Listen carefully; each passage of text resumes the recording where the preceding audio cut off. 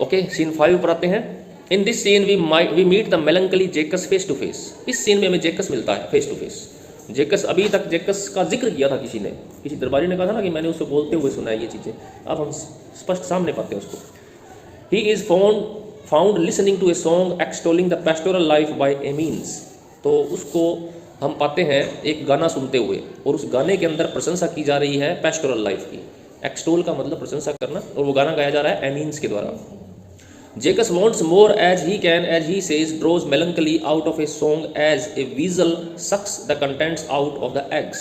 तो जेकस ज़्यादा से ज़्यादा उस गाने को सुनता है और उस गाने से दुख निकाल लेता है, दुख भरी बातें निकाल लेता है। वो कैसे निकाल लेता है? जैसे कि कोई वीजल अंडों में से रस निकाल लेता है। वीजल एक जानवर होता है, जंगली जानवर, नेवले जैसा होता है, तो वो अंडे खाता है। तो वो जिस तरह से वीजल जानवर अंडे में से रस निकाल लेता है ना, वैसे जेकस भी हर चीज़ में से क्या ढूंढ लेता है?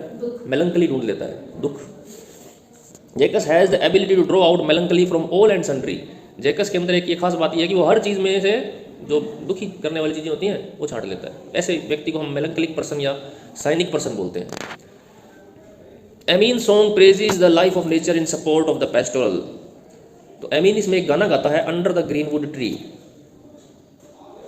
इस गाने को हम करेंगे आगे, ये थोड़ा है छोटा है गाना, मैं इसमें भेज नहीं पाया था, कल भेजूंगा अपने, कल करेंगे ये। अंडर द ग्रीनवुड ट्री छोटा सा गाना है, एक्सप्लेनेशन में आ सकता है ये। Praises the life of nature in support of the pastoral. तो उस गाने के अंदर वो तारीफ करता है नेचर की, कि यहाँ आओ, तुम जंगल में आओ, अगर तुम हर चीज़ से परेशान हो ना तो इस जंगल में आओ, तुम्हें हर तरह का सुख और तुम्हें हर तरह की शांति मिलेगी यहाँ पे। तो ये जेकस गाना ये सुनता है। जेकस song offers another ironic comments on the pastoral. जेकस भी एक गाना गाता है, तो उसका जो गाना होता है वो पेस्टोरल पर एक आयरॉनिक कमेंट है। पेस्टोरल आयरॉनिक कमेंट कौन सा होता है? व्यंग्यात्मक कमेंट, जिसमें व्यंग्य किया गया हो। His verse mocks those who forsake wealth and life of ease। तो उसके गाने में उन सभी लोगों का मजाक उड़ाया गया है जो वेल्थ को त्याग करके एक आसान लाइफ जीना चाहते हैं, यानी सब कुछ छोड़ छाड़ के जंगल में आ जाते हैं, उन पे वो व्यंग्य करता है। He also seems to rail the Greek ancestry of pastoral by inventing duck dame, whose meaning he gives as a Greek invocation to call fools into a circle। तो वो ग्रीक एंसेस्ट्री का भी मजाक उड़ाता है। पुराने टाइम में से ना इस पेस्टोरल लाइफ को बड़ा ग्लोरीफाई किया गया है कि जो पेस्टोरल लाइफ है, ये गाँवों की जो ज़िंदगी, जंगल की ज़िंदगी है, ये बहुत ही अच्छी होती है, हसीन होती है, दुनियादारी से परे होती है। तो जेकस ने इन सभी चीज़ों का थोड़ा सा व्यंग्य किया है कि ऐसा भी नहीं है बिल्कुल भी। आगे बड़ा पढ़ लें, सीन 6।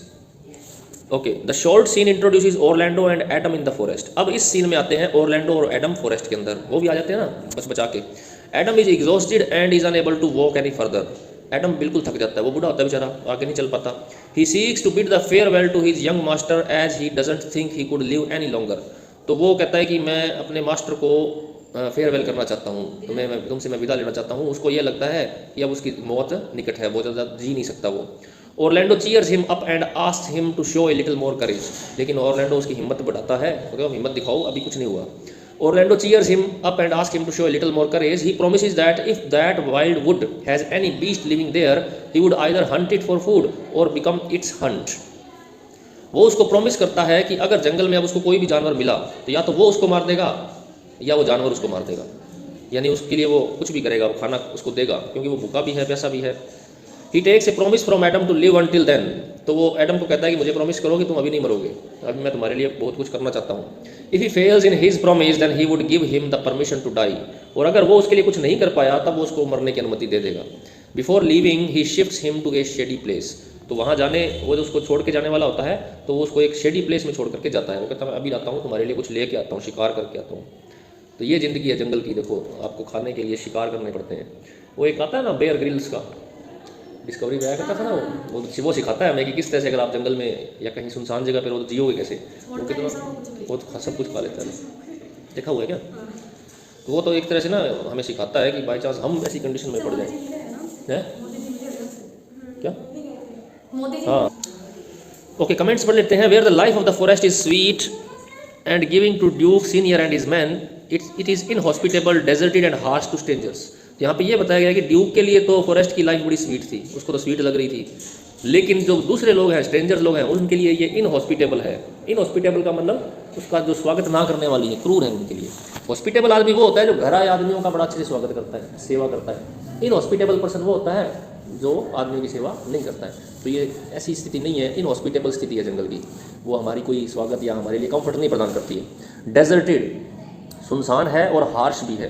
हार्श का मतलब कठोर है, कड़ी है।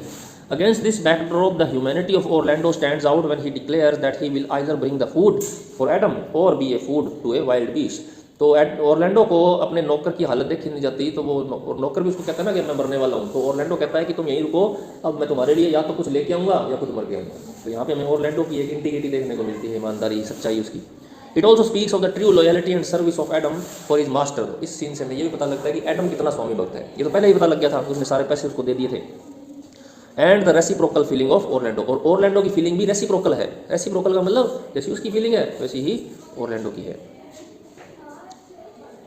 सीन 7 पढ़ लें,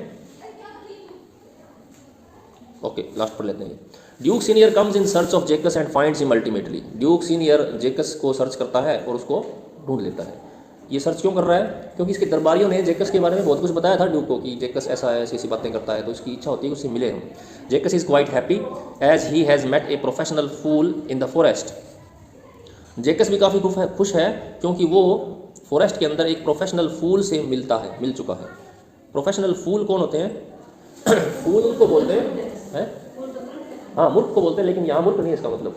फूल वही होता है जैसे टच स्टोन है ना, यहाँ टच स्टोन फूल है, क्लाउन है। फूल उसको बोलते थे जो राज दरबार में आदमी रहता था और उसको एक स्वतंत्रता ये होती थी कि वो हर किसी का मजाक उड़ा सकता है, राजा का भी मजाक उड़ा सकता था। राजा ने उसको ये आज़ादी दी होती है। क्यों रखते थे वो एक ऐसा आदमी? ताकि कोई सीरियस कंडीशन हो ना तो आदमी ज़्यादा सीरियस ना हो, हर चीज़ को हल्के में भी लेना चाहिए, कभी कभी हर चीज़ को सीरियस में नहीं लेना चाहिए। तो टच स्टोन का ये काम होता था कि वो हर स्थिति में मजाक करता रहता था, हंसाता रहता था लोगों को, और उसको ये आज़ादी भी थी कि तुम किसी का भी मजाक उड़ा सकते हो, तुम पर कोई भी आँच नहीं आएगी।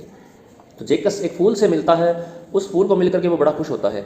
ही admires the profession of a fool very much and wishes to emulate one. Jaques भी एक फूल बनना चाहता है, वो उस फूल के प्रोफेशन को बड़ा एडमायर करता है, फूल का जो काम है उसको, और वो भी चाहता है कि एक फूल बने या फूल की तरह है, वो भी लोगों का मजाक उड़ाने की उसको आज़ादी मिल जाए कि उसकी बात का कोई बुरा ना माने। इम्यूलेट करने का मतलब क्या होता है? कॉपी करना।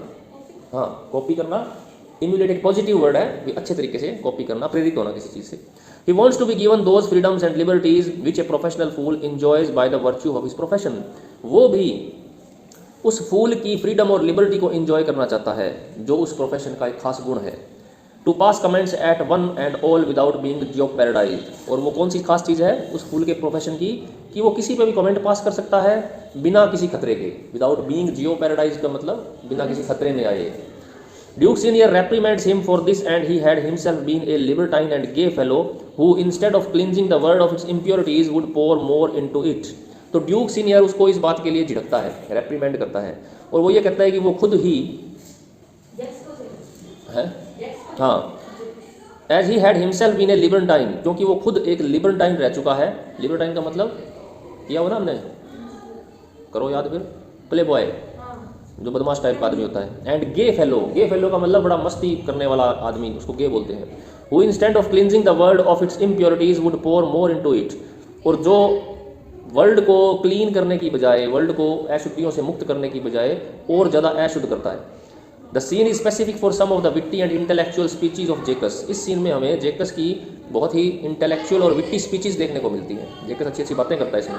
Orlando enters at this moment with a drawn sword and forbids everyone to touch food until his needs are fulfilled. Forbids everyone to touch food until his needs are fulfilled. तभी Orlando आ जाता है और Orlando के हाथ में तलवार होती है। वो सभी को कहता है कि यहाँ पे जितना भी सामान है ना खाने पीने का, वो सब मेरा है, कोई इसको हाथ ना लगाए। क्योंकि ओरलैंडो को मजबूरी होती है ना, उसके नौकर के लिए खाने के लिए जाना होता है, खुद भी भूखा होता है वो। Duke senior speaks to him politely and tells him that with humility. लेकिन ड्यूक उससे बहुत अच्छे से बात करता है, पोलाइटली बात करता है और नम्र रहता है उसके साथ। Orlando appeals to their reason and heart to give feed to a tired old man who would not live without food. तो ओरलैंडो फिर उनको अपील करता है कि वो उसको क्यों चाहिए। वो कहता है कि मेरे साथ एक बूढ़ा नौकर है जो अब बिना खाने के जिंदा ही नहीं रहेगा, तो मुझे ये चाहिए। The Duke gives permission to bring him to that place and until he has come back he promises that they will not touch food. तो ड्यूक कहता है कि भाई तुम उसको यहाँ ले आओ और तुम्हारे आने तक हम किसी भी चीज़ को टच नहीं करेंगे, तुम्हारा यही सब। Orlando departs to get Adam to the place. तो ओरलैंडो एडम को लेने चला जाता है। In the interlude the Duke proclaims that they are not the only ones to be unhappy but the world presents more distressing sights than theirs. तो इसी बीच में Duke जब वो चला जाता है तो पीछे से बताता है लोगों को, उनके साथियों को, कि दुनिया के अंदर वही दुखी नहीं है, पूरी दुनिया ही दुखी है। जेकस in answer gives the one of the often coated speeches of all times. जेकस फिर कहता है कि हाँ आपकी बात सही है, दुनिया में हर आदमी दुखी है। फिर वो यहाँ वो गाना गाता है ऑल द वर्ल्ड स्टेज, वो हमने पढ़ा ही हुआ ना 7 अवस्थाएं। तो यहाँ वो उस ड्यूक को जवाब देता है कि तुम सही हो, सारी दुनिया ही दुखी है।